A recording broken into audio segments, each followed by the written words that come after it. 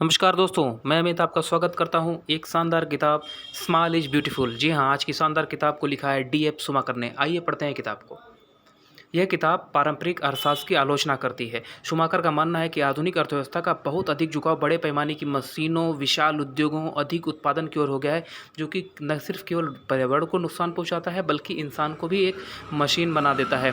उसका तर्क है कि छोटे स्तर की स्थानीय और मानव केंद्रित अर्थव्यवस्था ज़्यादा टिकाऊ और सुखद होती है।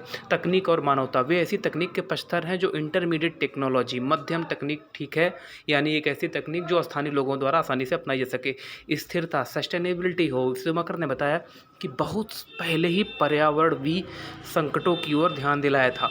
उनका मानना था कि प्रकृति की सीमाओं का सम्मान करना चाहिए। विकास ऐसा होना चाहिए कि भविष्य की पीढ़ियों के लिए भी संसाधनों को बचा के रखा जाए। विकास का नया नज़रिया।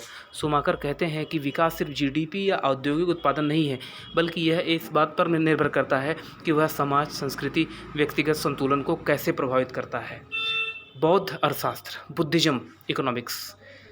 एक किताब में एक विशेष अध्याय है जो बताता है कि कैसे बौद्ध के दर्शनों को सिद्धांतों को अर्थशास्त्र में शामिल किया जा सकता है। उसमें संतुलन, संतोष और जरूरत से ज़्यादा उपभोग से बचा जा सकता है। निष्कर्ष, स्मॉल इज ब्यूटीफुल एक क्रांतिकारी किताब है जो कि हमें सोचने पर मजबूर करती है कि हमारा विकास सही दिशा में हो रहा है कि नहीं। यह किताब मानव केंद्रित नैतिकता और पर्यावरण के अनुकूल अर्थशास्त्र का समर्थन करती है।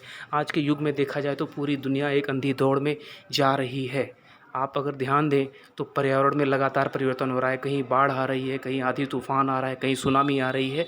यह सारी चीज़ें इस किताब को सही साबित कर रही हैं। आइए हम पर्यावरण को बचाएं। मैं अमित फिर मिलता हूं आपसे एक नई किताब के साथ। आप फॉलो कर सकते हैं हमें इंस्टाग्राम, यूट्यूब पर @trending कोटा कानपुर।